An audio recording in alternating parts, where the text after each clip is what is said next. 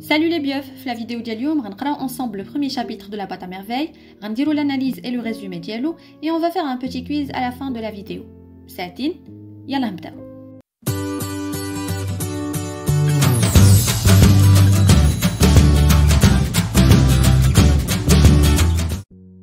نبداو بلا lecture ديال le premier chapitre. Le soir, quand tous dorment, les riches dans leurs chaudes couvertures, les pauvres sur les marches des boutiques ou sous les porches des palais, moi je ne dors pas. Je songe à ma solitude et j'en sens tout le poids. Ma solitude ne date pas d'hier.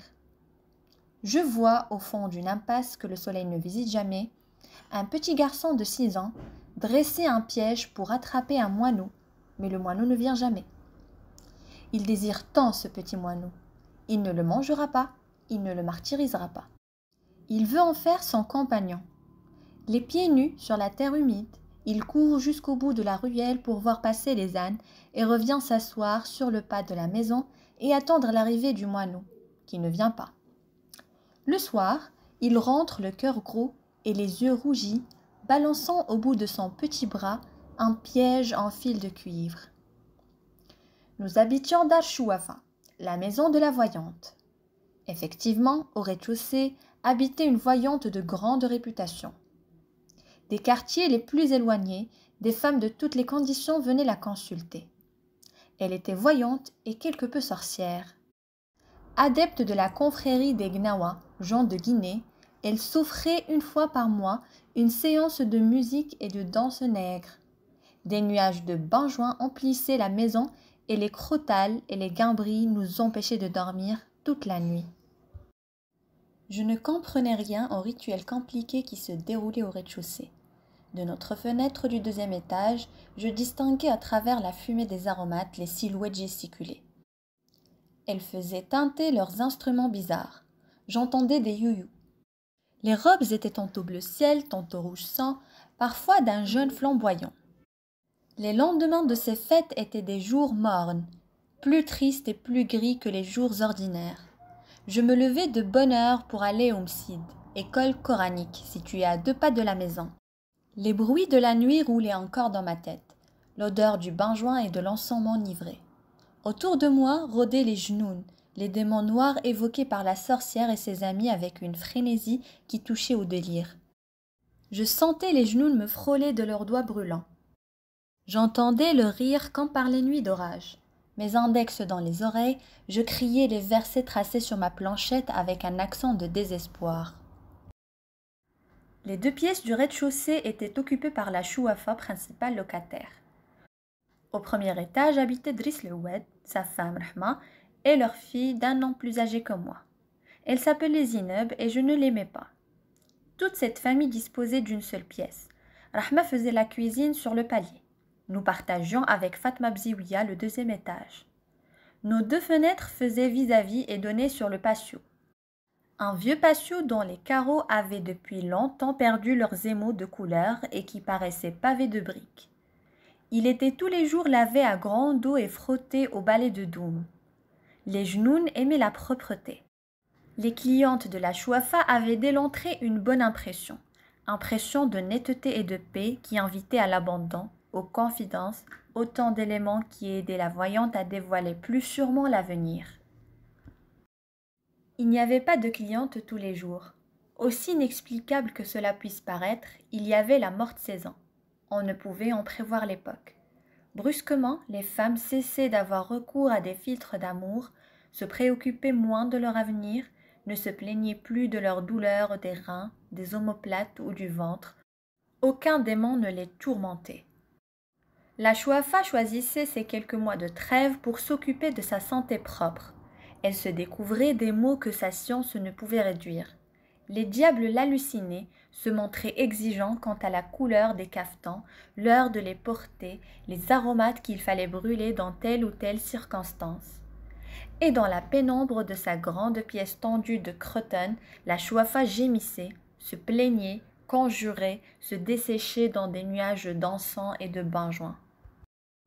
J'avais peut-être 6 ans. Ma mémoire était une cire fraîche et les moindres événements s'y gravaient en images ineffaçables. Il me reste cet album pour égayer ma solitude, pour me prouver à moi-même que je ne suis pas encore mort. À 6 ans, j'étais seul, peut-être malheureux, mais je n'avais aucun point de repère qui me permit d'appeler mon existence solitude ou malheur. Je n'étais ni heureux ni malheureux.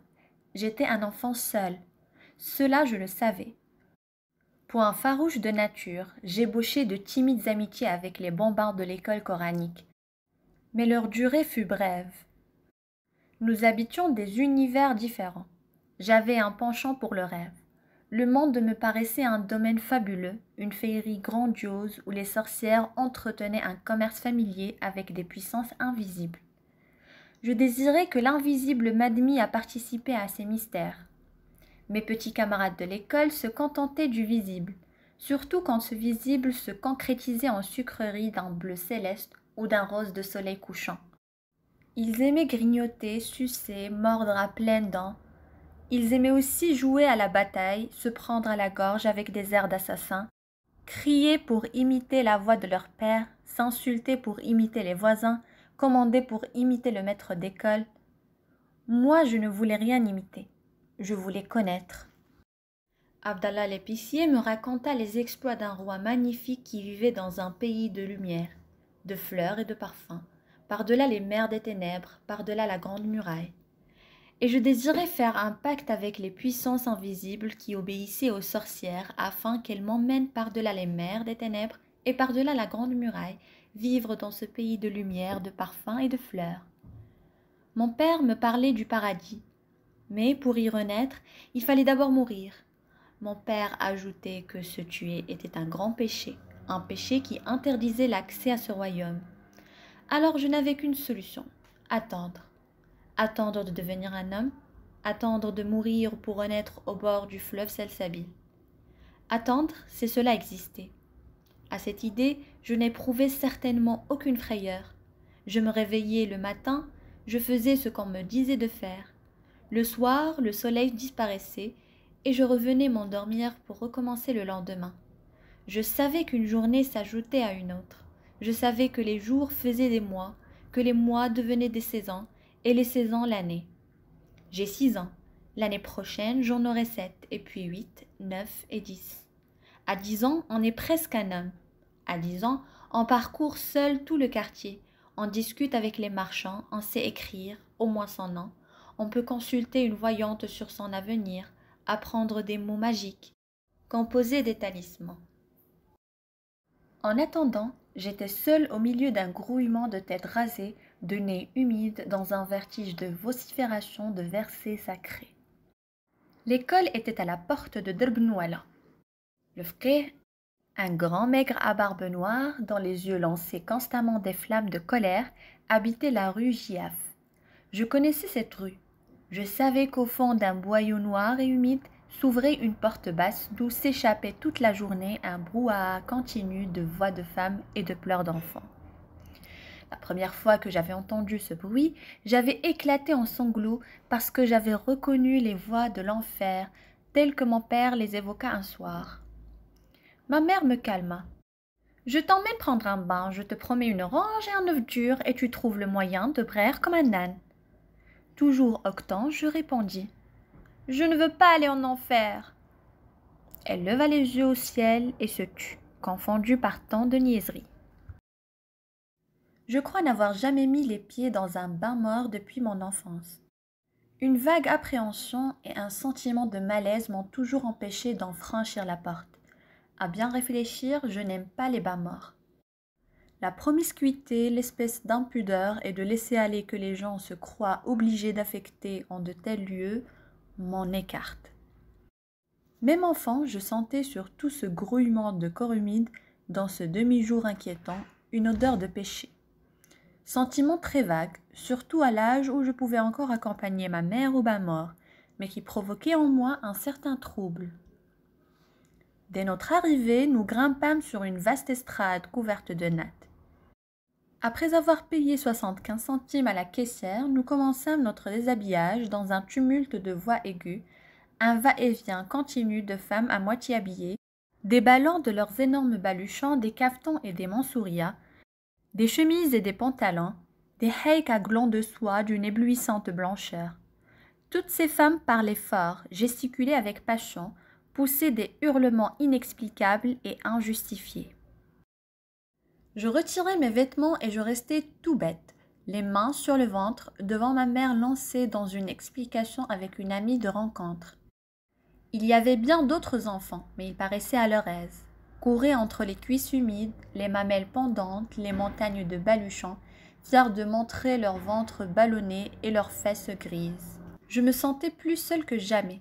J'étais de plus en plus persuadée que c'était bel et bien l'enfer.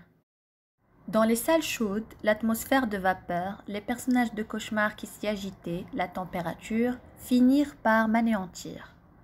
Je m'assis dans un coin, tremblant de fièvre et de peur. Je me demandais ce que pouvaient bien faire toutes ces femmes qui tournoyaient partout, couraient dans tous les sens, traînant de grands seaux de bois débordant d'eau bouillante qui m'éclaboussaient au passage. Ne venaient-elles donc pas pour se laver ? Il y en avait bien une ou deux qui tiraient sur leurs cheveux, assises, les jambes allongées, protestant d'une voix haute, mais les autres ne semblaient même pas s'apercevoir de leur présence et continuaient leurs éternels voyages avec leurs éternels seaux de bois. Ma mère, prise dans le tourbillon, émergeait de temps en temps d'une masse de jambes et de bras, me lançait une recommandation ou une injure que je n'arrivais pas à saisir et disparaissait. Devant moi, dans un seau vide, il y avait un peigne en corne, un gobelet de cuivre bien assiqué, des oranges et des œufs durs. Je pris timidement une orange, je l'épluchai, je la suçai pendant longtemps, le regard vague. Je sentais moins l'indécence de mon corps dans cette pénombre. Je le regardais se couvrir de grosses gouttes de sueur et je finis par oublier les femmes qui s'agitaient, leurs seaux de bois et leur voyage inexplicable autour de la pièce. Ma mère fondit sur moi.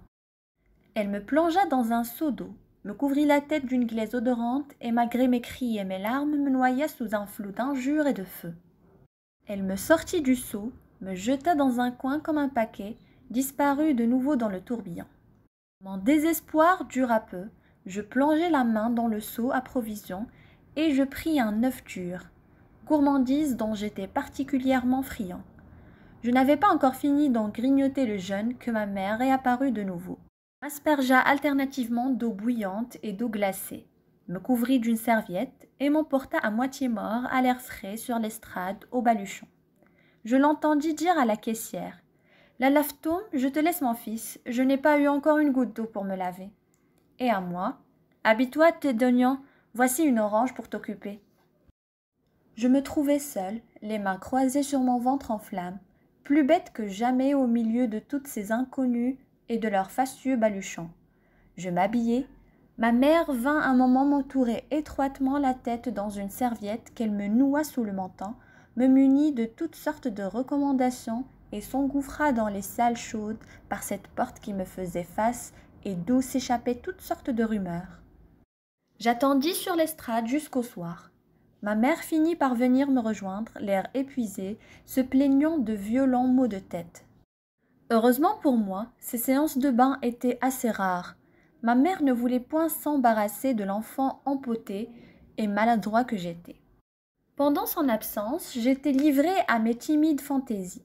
Je courais pieds nus dans le derbe, imitant le pas cadencé des chevaux.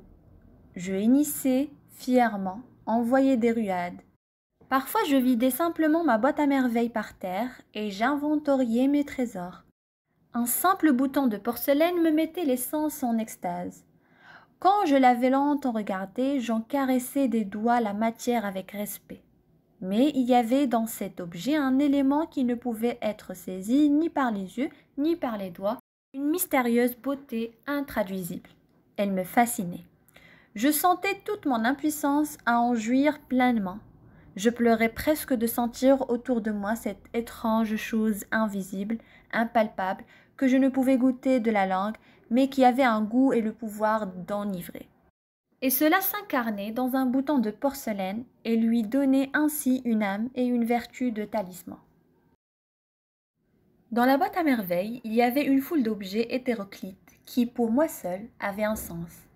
Des boules de verre, des anneaux de cuivre, des minuscules cadenas sans clé, des clous à tête dorée, des encriers vides, des boutons décorés, des boutons sans décor. Il y en avait en matière transparente, en métal, en nacre. Chacun de ces objets me parlait son langage. C'étaient là mes seuls amis. Bien sûr, j'avais des relations dans le monde de la légende avec des princes très veillants et des géants au cœur tendre, mais ils habitaient les recoins cachés de mon imagination.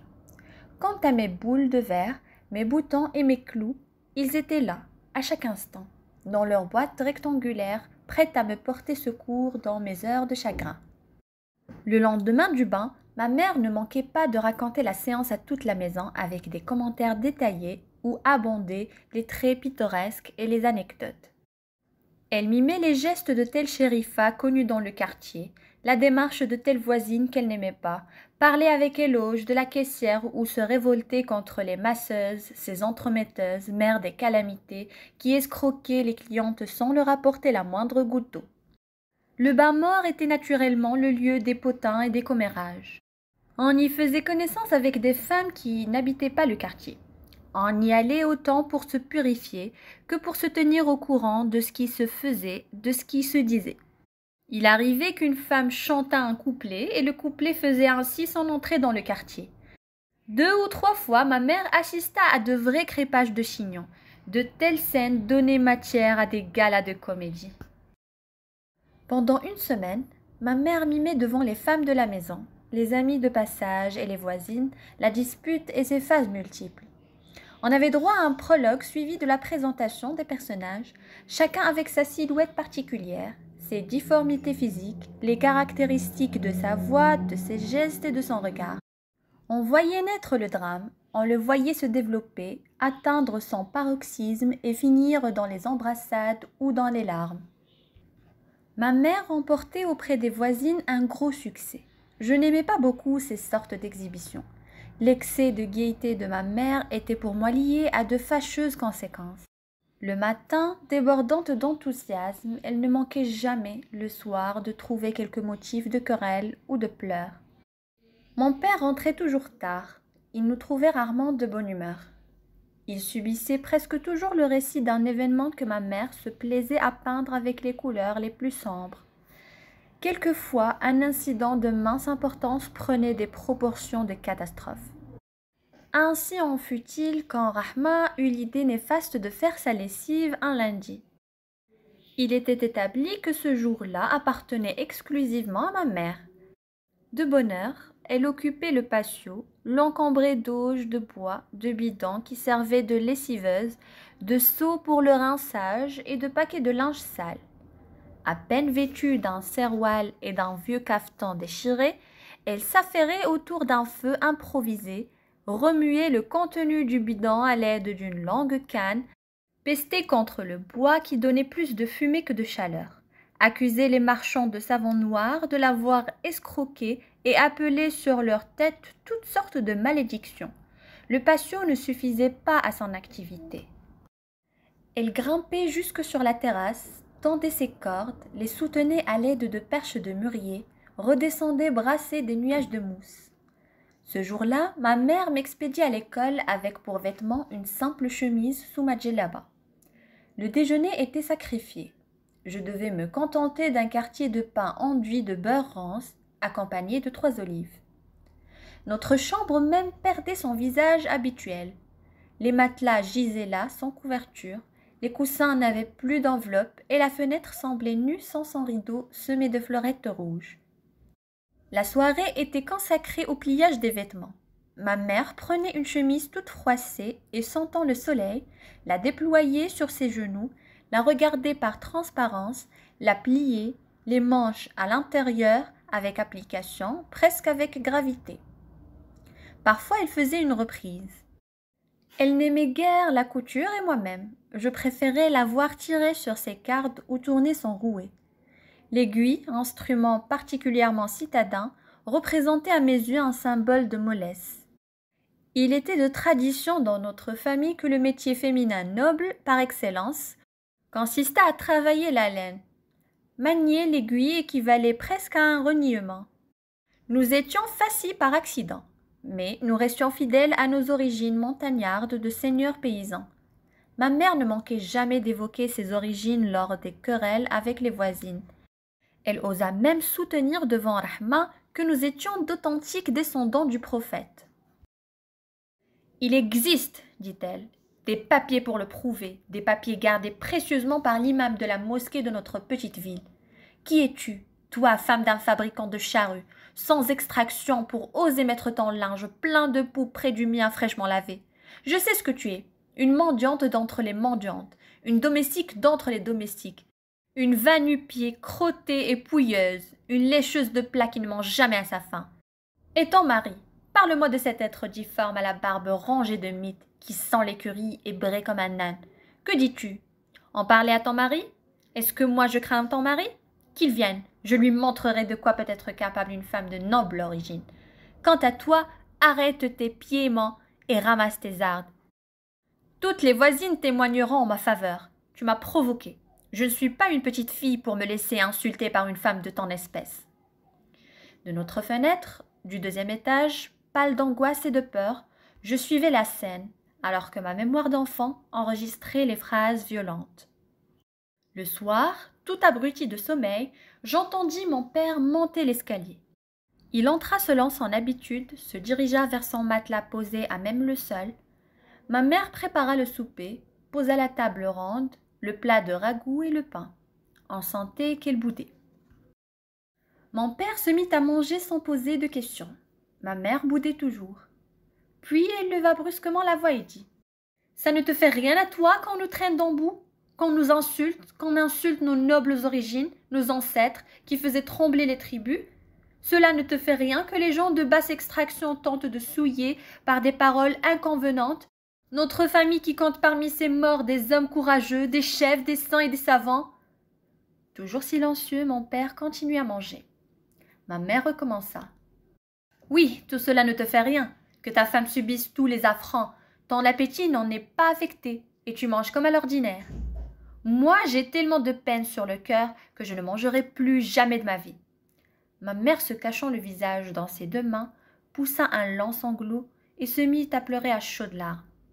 Elle gémissait, se lamentait, se donnait de grandes claques sur les cuisses, chantait sur un air monotone et combien triste tous les malheurs qui l'avaient frappée. Elle énumérait les insultes qu'elle avait reçues, les épithètes dont on l'avait gratifiée, recommençait intarissablement le panégyrique de ses ancêtres qui, par la même occasion, se trouvaient offensés.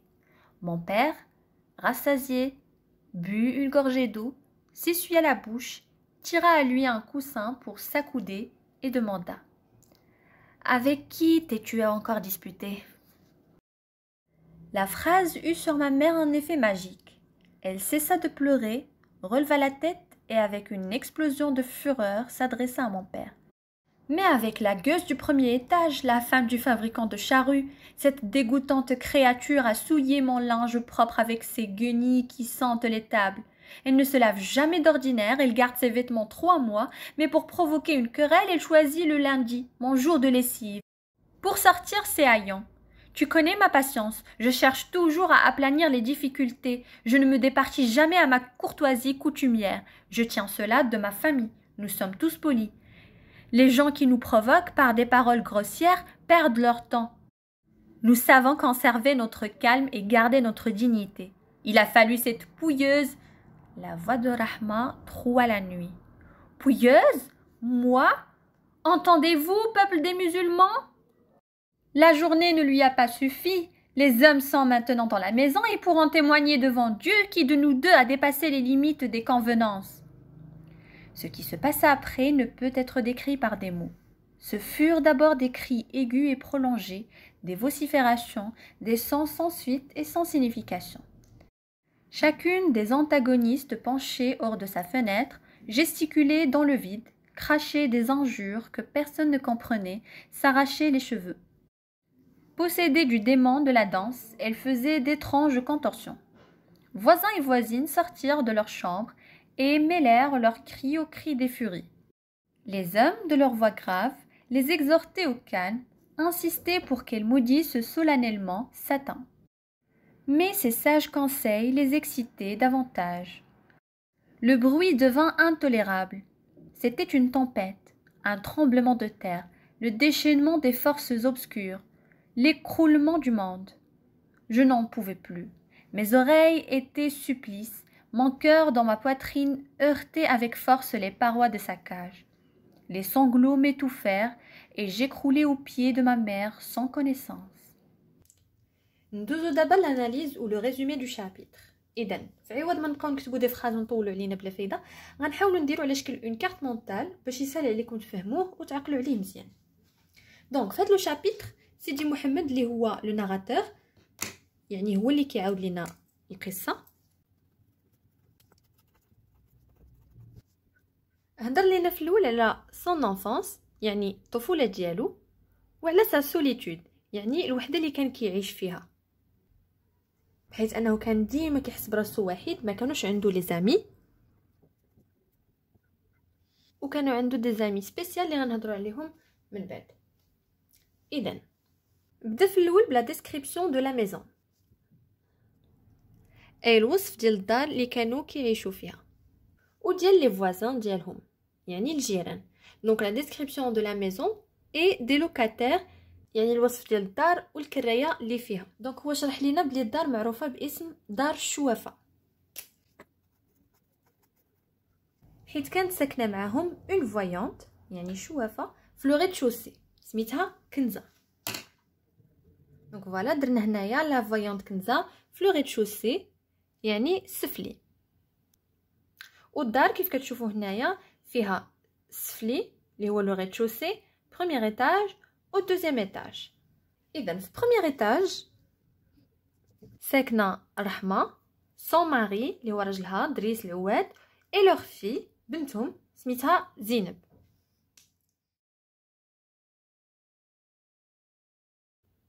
وفاش سيدي محمد هضر لينا على زينب قال بلي هي كبر منه بعام أي عندها 7 ans. سيدي محمد كانت عنده ديك الوقيته 6 ans وقال لنا بلي زينب كانت كبر منه بعام دونك كانت عندها 7 ans وبلي il ne l'aimait pas. الوغ من بعد في الدوزيام ايطاج مقسوم على جوج كيف كتشوفوا هنايا ساكنين فيه دو فامي جوج عائلات. كانت لا فامي ديال سيدي محمد اللي هو لو ناراتور ساكن مع سي بارون لاله زبيده ومولاي عبد السلام.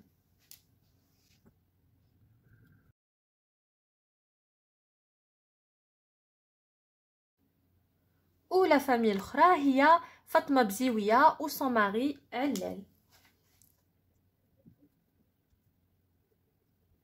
دونك هادو كانوا ساكنين في الدوزيام ايطاج.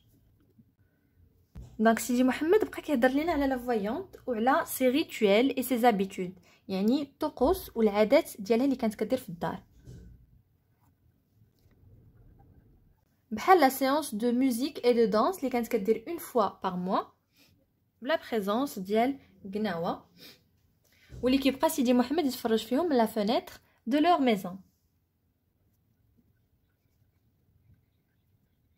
من بعد هاد لا ديسكريبسيون بدا سيدي محمد كيعاود لينا على واحد التجربه ديالو في الحمام.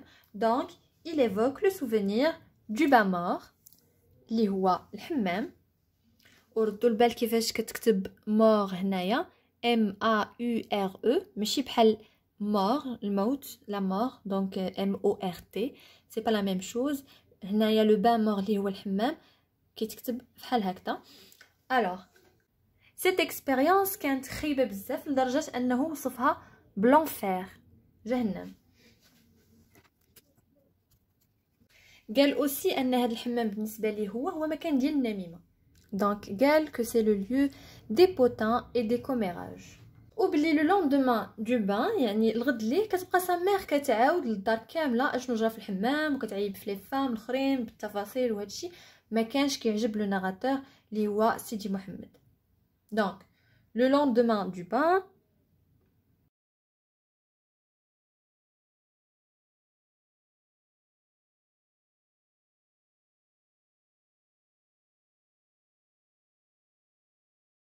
Donc la mère de Sidi Mohamed raconte la séance en détail à toute la maison. Donc كتبقى تعاود بلي ديتاي كتبقى تعاود لا ميزون كلها زعما لي فوازين ديالها وداكشي. اي سيدي محمد نيمي با سي زيكزيبيسيون. دونك العروض اللي كتبقى دير ماما لاله زبيده ما كانوش كيعجبوه دونك هذا هو l'expérience ديالو ولا لو سوفونير ديالو ديال لو بان مور.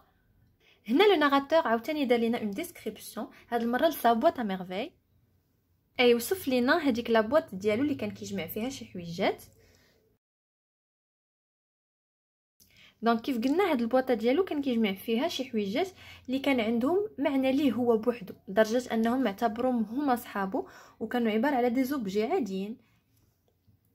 دونك بحال دي كلو، مسامر، دي بول دو فير هادوك البيات اللي كنلعبوا بهم، ان كادنا، قفل، دي بوطون، صديفات اتسيتيرا. دونك بحال هكا دي زوبجي اللي عاديين ولكن بالنسبه ليه هو كانوا كيمثلوا ليه شي حاجه. دونك ces objets hétéroclites avaient un sens pour lui seul. C'était ses seuls amis. كانوا كيديوه un monde imaginaire كيبقى يتخيل بهم شي حوايج، كيتخيلهم كيتحولوا لدي personnages ainsi de suite.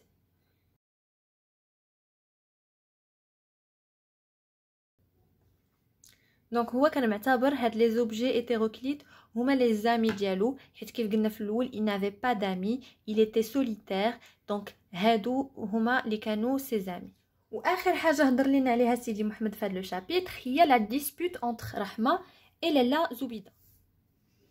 دونك هما في هذيك الدار اللي ساكنين فيها كانوا دايرين النوبه على التصبين. chaque femme avait son jour de lessive. كل مرة عندها نهار ديالها ديال التصبين. و لالا زبيده لا مامون دو ناراتور كان سون جور دو ليسيف هو لو لاندي. دونك واحد اثنين في الصباح ناضت لالا زبيده لقات سافوازين رحمه واخده ليها نوبتها وجالسه كتصبن. هنا فين ال سو سون ديسبوتي. دونك دابزو على قبل لا ليسيف، على قبل التصبين.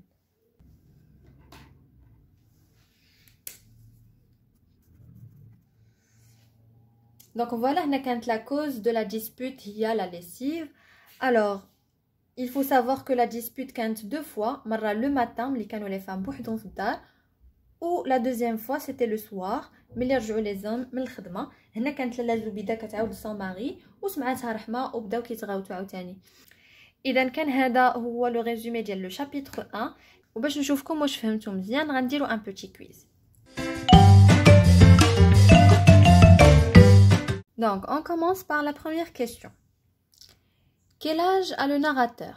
Donc, le narrateur, شحال عنده من عام؟ خلي لكم مهلة ديال التفكير.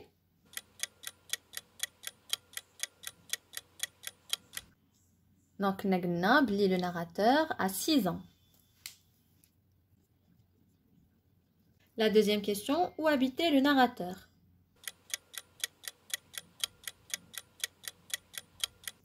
Donc, le narrateur habitait à Dar Chouafa.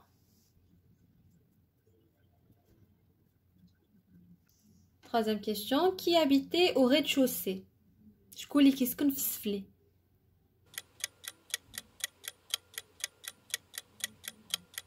Bien sûr, c'est la voyante Kenza qui habitait au rez-de-chaussée. Quatrième question, qui sont les locataires du premier étage? Donc, شكون هما الكرايه اللي كانوا في البروميير ايطاج؟ دونك بحال اللي كنا شفنا هنايا بروميير ايطاج ساكنه فيه رحمه سون ماري دريس العواد اي لور في زينب.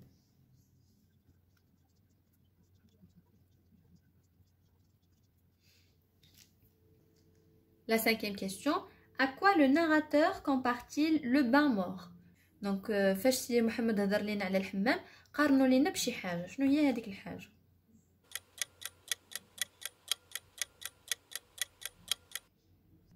دونك قلنا باللي بالنسبه ليه هو لو بان مور سي كوم لونفير، بحال جهنم. دونك la question suivante, quelle fonction joue le bain mort pour les femmes? يعني اشنو كيمثل الحمام بالنسبه لهاد العيالات هادو؟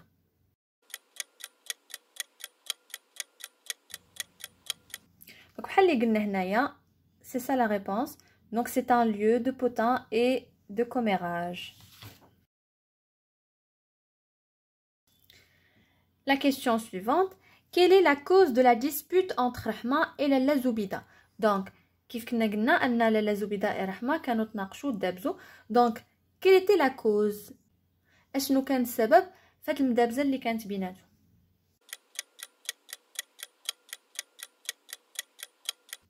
Donc bien sûr la cause كانت هي la lessive. كانت رحمة خدات نهار ديال لاله زبيده اللي كان هو لو لاندي، كانت خدات ليها نوبتها في التصبين. دونك كانت لا ليسيف التصبين هو la cause de la dispute. La question suivante, que contenait la boîte à merveille du narrateur? Donc هذيك البواطه اللي كانت عند لو ناراتور اشنو كان كيجمع فيها، اشنو كان فيها لداخل؟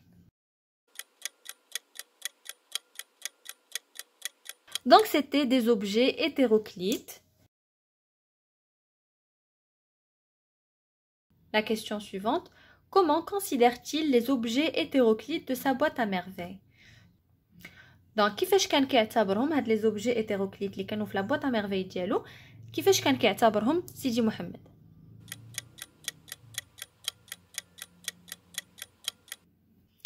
دونك كنا قلنا باللي سيدي محمد ما عندوش لي زامي وكان وحيد ديما.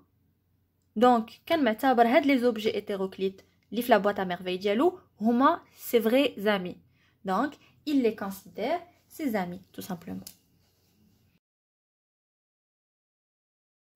Et la dernière question, quel sentiment éprouvait-il pour Zineb?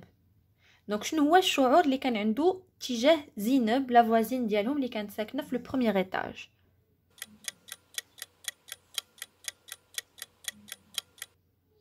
دونك فاش سيدي محمد هضر لينا على زينب قال لنا بلي هي كبر منه بعام. دونك هي كانت عندها 7 ans alors que lui il avait 6 ans et il avait dit qu'il ne l'aimait pas. وما كانش كيبغيها. Donc ici qu'est-ce qu'on va dire? On va dire qu'il ne l'aimait pas tout simplement. Et voilà, donc كان هذا هو l'analyse du premier chapitre. وجespère تكون هاد الطريقة عجبتكم. Donc il y a عندكم d'autres suggestions, vous pouvez me le dire dans les commentaires pour les chapitres qui suivent. Donc voilà, merci pour votre attention et à la prochaine.